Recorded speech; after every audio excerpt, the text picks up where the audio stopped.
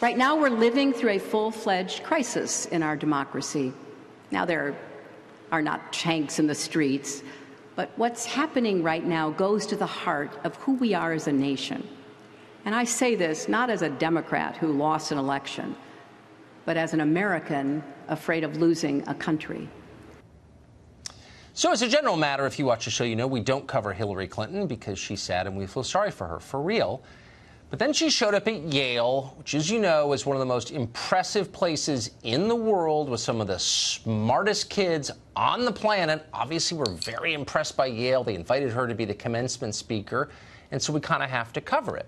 During her totally not bitter at all address, Clinton pulled out a Russian hat, because she's hilarious, and said, quote, "If you can't beat him, join him," because that's not a cliche. Of course, we could never beat author and columnist Mark Steyn at analyzing this behavior, so we're outsourcing it to him, so our hands are clean. We're not being mean to Hillary Clinton, who deserves our pity.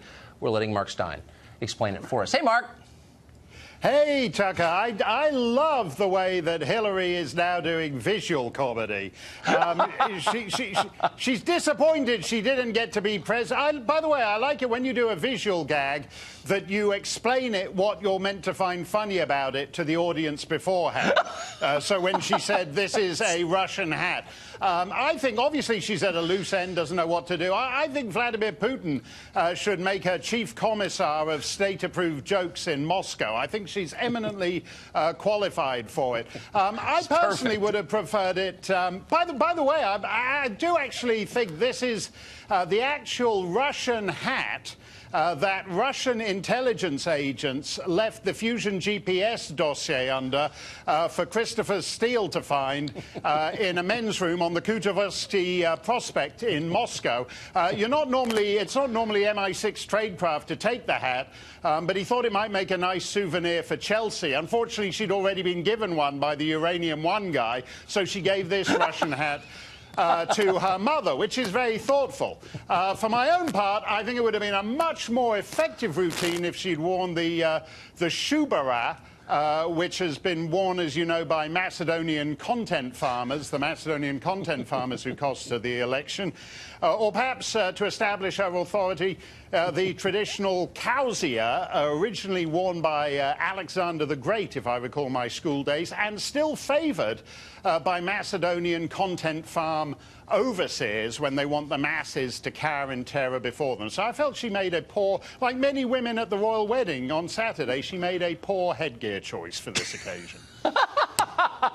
See, I knew that you could bring mirth out of one of the saddest, most heartbreaking moments I'd seen in a long time. Do you think, being honest here for a second, being sincere, do you think Yale is aware of how thoroughly it degrades its own already eroding reputation by inviting someone like this to be the commencement speaker? Well, yeah, I do think as a serious matter that partisan politicians, when they're invited to give commencement addresses, should not talk about partisan electoral politics. Yeah, I mentioned Chelsea a moment ago.